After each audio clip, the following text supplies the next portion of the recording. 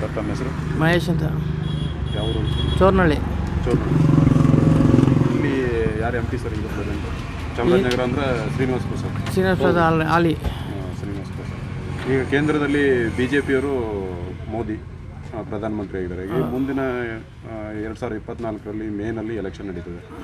ಅಲ್ಲಿ ಯಾರು BJP ಬರಬೇಕಾ ಅಥವಾ ಕಾಂಗ್ರೆಸ್ ಬರುತ್ತೆ? ನಾವು ಮೋದಿನೇ ಹಾಕೋದು ಸರ್, BJPನೇ.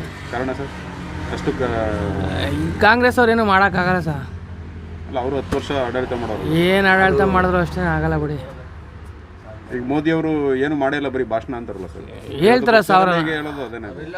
ಅಲ್ಲ, ಸಾವಿರ ಹೇಳ್ತಾರೆ ಅವರು. ಹೇಳೋರ್ಗೇನು. ಈಗ ಸಿದ್ದರಾಮಯ್ಯ ಈಗ ಬಸ್ ಫ್ರೀ ಮಾಡ್ಬಿಟ್ಟು ಹೆಂಗಸ್ಗಳು ಅಟ್ಲೆ ಕೂರ್ತಾ ಇಲ್ವಲ್ಲ, ಏನು ಮಾಡವ? ಓಡಾಡಕ್ಕೆ ಜಾಗ ಮತ್ತು ಹಂಗಾಗೈತೆ. ಕರೆಂಟ್ ಎಲ್ಲ, ಎಲೆಕ್ಟ್ರಿಸಿಟಿ ಎಲ್ಲ ಈಗ ಯಾರ ತಲೆ ಮೇಲೆ ಹಾಕ್ತಾರೋ? ಅವ್ರ ಅಪ್ಪನ ಮನೆ ತಂದು ಹಾಕ್ತಾರ? ಏನು ಅವ್ರ ರೇಟಿಂಗ್ ತಗೊಂಬಂದು ಕಟ್ತಾರ ಬಿಲ್ಲ ಹೇಳಿ?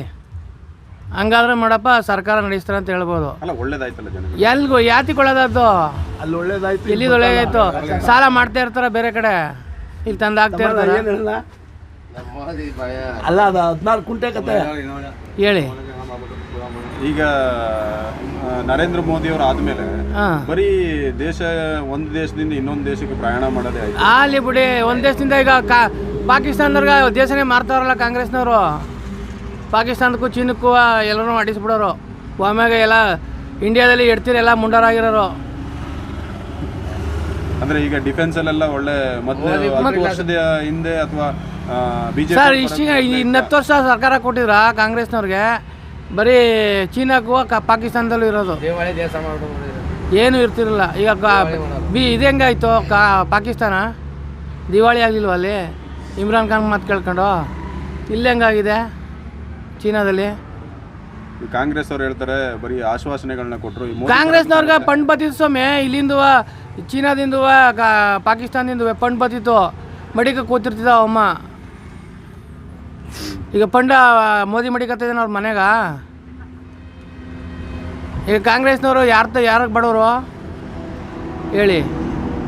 ಈಗ ಕಾಂಗ್ರೆಸ್ನವರು ಪ್ರಧಾನಮಂತ್ರಿ ಕ್ಯಾಂಡಿಡೇಟ್ ಅಂತ ಡೈರೆಕ್ಟಾಗಿ ಹೇಳಿಲ್ಲ, ಇಂಡೈರೆಕ್ಟ್ ಆಗಿ ಮಲ್ಲಿಕಾರ್ಜುನ ಖರ್ಗೆ ಅವ್ರನ್ನ ನಾವು ಏನು ಮಾತಾಡಂಗಿಲ್ಲ. ಈಗಲೇ ಸಾಬ್ರಿಗೂ ಇವ್ರಿಗೂ ಕೊಡ್ತಾವ್ರ, ತಂದು ಮಡಗ್ತಾವ್ರ. ಈಗ ನಾವು ಬಿಟ್ರು ಮಾತಾಡಂಗಿಲ್ಲ. ನಿರೋಂಶ ಎಲ್ಲ ಹಿಂದೂಗಳು ಒಮ್ಮೆಗ. ಅಂದರೆ ಮಲ್ಲಿಕಾರ್ಜುನ ಖರ್ಗೆ ಅವರು ಆದ್ರೂ ಕರ್ನಾಟಕದಲ್ಲಿ ಏನು ಮಾಡೋಕ್ಕಾಗಲ್ಲ ಬಿಡಿ. ಇವ್ರು ಹೇಳ್ದಂಗೆ ಕೇಳೋದು ಅವ್ರು. ಯಾರು ಹೇಳಿ? ಮೇನ್ ಯಾರು 4 ಕಂಬಗಳವ, ಅವ್ರು ಹೇಳ್ದಂಗೆ ಕೇಳೋದು ಅವರು. ಈಗ ಮಲ್ಲಿಕಾರ್ಜುನ ಖರ್ಗೆ PM ಆಗ್ಬಿಟ್ರೆ ಇವರು ರಾಜೀವ್ ಗಾಂಧಿವೇ ಸೋನಿಯಾ ಗಾಂಧಿನ ಹೇಳ್ದಂಗೆ ಕೇಳಲ್ವಾ? ಅವ್ರ ಮಾತನ್ನ ತಾನೇ ಕೇಳ್ಬೇಕು ಇವರು. ಇವ್ರ ಕೈಗಳಿಗೆ ಏನೂ ಮಾಡೋಕ್ಕಾಗಲ್ವಲ್ಲ. ಯಾವುದೋ ಡಿಸಿಷನ್ ಏನು ಡಿಸಿಷನ್? ಓಪನ್ ಡಿಸಿಷನ್ ತಗೊಳಕ್ಕಾದ್ದವ್ರ ಕೈಲಿ ಹೇಳಿ? ಈಗ ಮೋದಿ ಯಾವ ದೇಶದಲ್ಲಿದ್ರು ಓಪನ್ ಡಿಸಿಷನ್ ಕೊಡ್ತಾನೆ, ಇವ್ರ ಕೈಲಿ ಆದ್ದ? ಈಗ ಮೋದಿಗೆ ನಮ್ಮ ದೇಶ ಎಷ್ಟನೇ ಸ್ಥಾನದಲ್ಲಿತ್ತು ಕಾಂಗ್ರೆಸ್ ಸರ್ಕಾರ ಇದ್ದಾಗ?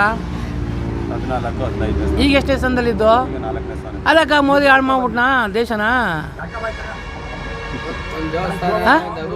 ಮೋದಿ ಹಾಳು ಮಾಡ್ರ ಸುಮ್ಮನೆ 4ನೇ ಸ್ಥಾನಕ್ಕೆ ಬಂದಿದ್ದು ದೇಶ. ಅದೇಂಗೆ ಹಾಳಾಗೋಯ್ತು ಮೋದಿ ಬಂದಮೇಲೆ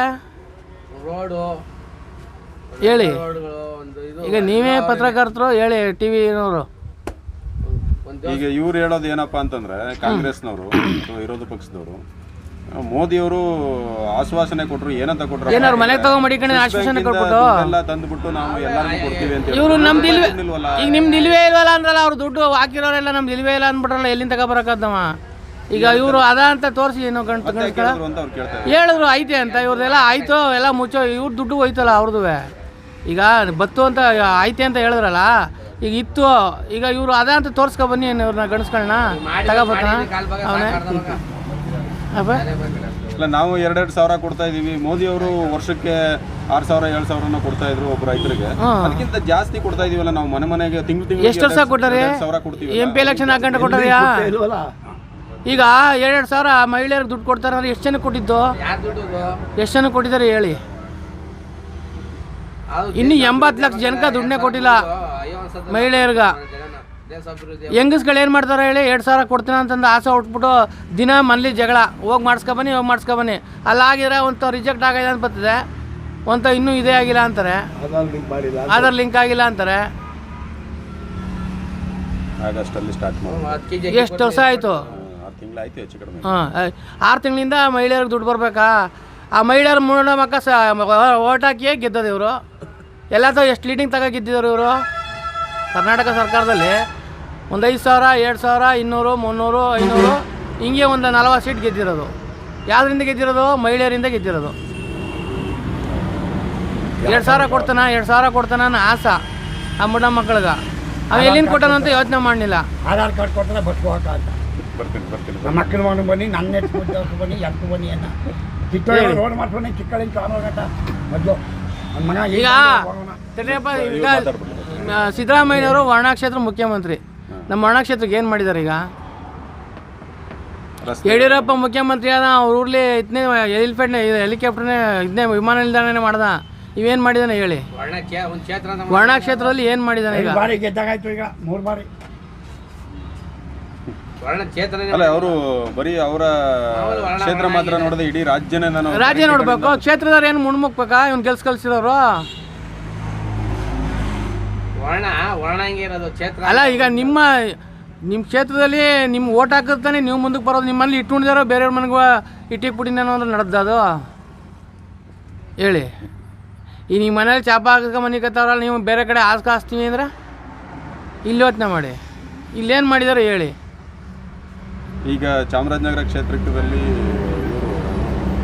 ಶ್ರೀನಿವಾಸ್ ಪ್ರಸಾದ್ ಅವರು ಆರೋಗ್ಯ ಸಮಸ್ಯೆ ಮತ್ತೆ ಅವ್ರು ಬರೋಕ್ಕಾಗಲ್ಲ ಬಿಡಿ, ಬರೋದು ಇಲ್ಲ ಅವರು. ಬೇರೆ ಯಾವುದೇ ಕ್ಯಾಂಡಿಡೇಟ್ ನಿಲ್ಸಿದ್ರು ಅಲ್ಲಿ ಬಿಜೆಪಿ ಅಥವಾ ಕಾಂಗ್ರೆಸ್ ಎಲ್ಲಿ ಬಿಜೆಪಿಲಿ ಇವರು ಶ್ರೀನಿವಾಸ್ ಪ್ರಸಾದ್ ನಿಲ್ಲಕ್ಕಾಗಲ್ಲ ಅಂತ ಇಟ್ಕೊಳ್ರಿ. ಬೇರೆ ಯಾವ್ದಾದ್ರು ನೋಡ್ಬೇಕು ಕ್ಯಾಂಡಿಡೇಟ್ ಯಾರು ಮೇಲೆ ಇರ್ತಾರೆ ಅವ್ರ ಮೇಲೆ ಡಿಫೆಂಡ್. ಟಫ್ ಫೈಟ್ ಆಗುತ್ತಾ? ಅದೇ ಯಾವುದೇ ಯಾರು ಆಗ್ತಾರೆ ಅದ್ರ ಮೇಲೆ ಡಿಫೆಂಡು ಕ್ಯಾಂಡಿಡೇಟ್ ಹೌದು. ಅಂದ್ರೆ ನಿಮ್ಮ ಒಲವು BJPನೇ. ನಾವು ಈಗಲೂ ಸ್ಟೇಟಲ್ಲೂ BJPನೇ, ಸೆಂಟ್ರಲ್ಲೂ BJPನೇ. ಅವ್ರು ನಮಗೇನು ಮಾಡೋದು ಬೇಡ, ನಾವು ಯಾರ ತಾವು ಕೇಳೋದು ಇಲ್ಲ. ನಮ್ಮದು ನಾವೇ ಉಣ್ಣೋದು ಆಯಿತಾ. ಅವ್ರೇನು ಮಾಡಿಕೊಡಲ್ಲ.